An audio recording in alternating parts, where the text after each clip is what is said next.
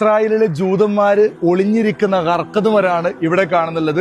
ഇതാണ് ജൂതന്മാര് ഖിയാമത്ത് നാളില് ഈ മരത്തിന് പിന്നിൽ ഒളിഞ്ഞിരിക്കുന്നതാണ്. ആ മരമാണ് ഗർഖദ് മരമാണ്. ഇവിടെ റോഡ് സൈഡിൽ ഇവിടെ മൊത്തം നിങ്ങൾ കാണുന്നുള്ളതാണ് ഈ ഗർഖദ് മരം.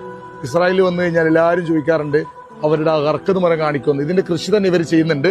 ഏതായാലും ഇതാണിപ്പോ ജൂതന്മാർക്ക് സപ്പോർട്ട് ചെയ്യുന്ന, എന്റെ പിന്നിൽ ഒരു ജൂതനുണ്ടെന്ന് പറയാതിരിക്കുന്ന മരം. ഏതായാലും നമ്മുടെ കൂടെ വന്ന് യാത്രക്കാർ മുഴുവൻ കണ്ടു. എല്ലാവരും ഹാപ്പി ആയില്ലേ? ഗർഖദ് മരം കണ്ടിട്ട് ഹാപ്പി ആയില്ലേ?